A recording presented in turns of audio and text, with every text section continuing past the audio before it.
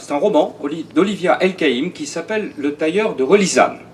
Bon, d'abord, quand j'ai vu le titre et que Olivia El-Kaïm est passée, je crois, à la grande librairie, on m'a dit « Ah, elle est de ta famille, je m'appelle El-Kaïm. » Bon.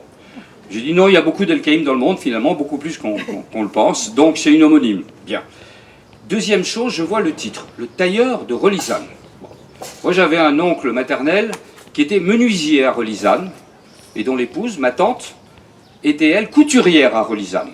Bon, Relisane, c'est dans l'ouest algérien. Et puis je me dis, bon, je tourne autour du livre, je me dis, est-ce que je le lis, est-ce que je ne le lis pas? Est-ce que ça rentre dans les choses qui vous touchent personnellement? Parce que je suis parti d'Algérie à 12 ans. Est-ce que c'est encore, je ne le dis pas péjorativement, un livre de plus de souvenirs? Il y en a énormément, beaucoup. Il y en a d'excellents, ceux de Benjamin Stora par exemple. Est-ce que c'est un écho au superbe livre d'Alice Zeniter, L'art de perdre, qui est, elle, d'une famille de harkis, pour aller vite? C'est rare quand même si on éprouve beaucoup d'émotions à lire certains livres, certains poèmes, certains textes. C'est très rare, j'ai fini de lire ce livre en pleurant. Bon. Alors c'était à la fois mon histoire personnelle, mais c'était aussi cette manière qu'a Olivia El-Kaïm, de manière très simple, avec un style très sobre, de travailler sur la mémoire. Et à l'intérieur de la mémoire, de quelque chose qui est assez prégnant, et qu'on retrouve aussi chez Alice Zeniter et chez d'autres, qui est ce que j'appellerais le saut de génération. C'est les grands-parents qui vont parler aux petits-enfants, après. Ce que me disait aussi ma fille, elle me disait, j'ai essayé de faire parler papy, alors papy il parlait pas trop, mon père parlait pas trop, mais il m'a quand même dit des choses. Et c'est le fait que son grand-père lui avait dit un certain nombre de choses qui m'a permis à moi ensuite de lui parler. Et c'est exactement ce que raconte Olivia El-Kaïm.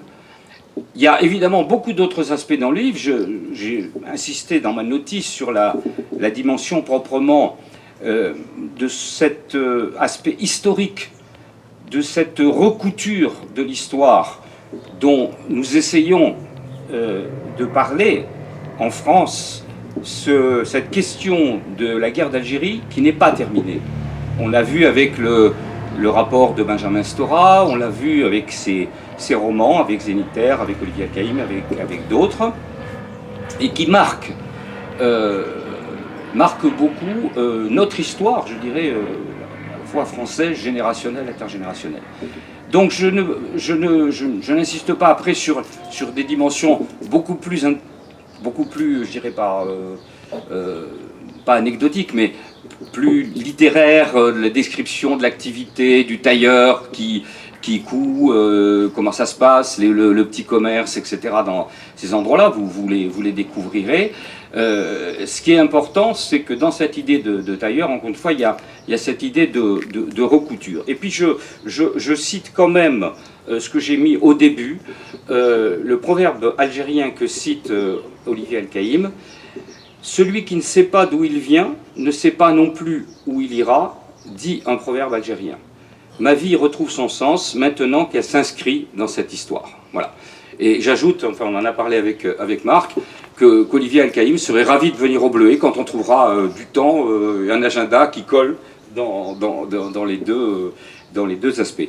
Voilà, merci de ce temps accordé, Marc, et à toute l'équipe du Bleuet. Merci à vous de m'avoir écouté, et je vous recommande vivement la lecture du tailleur de Relisane.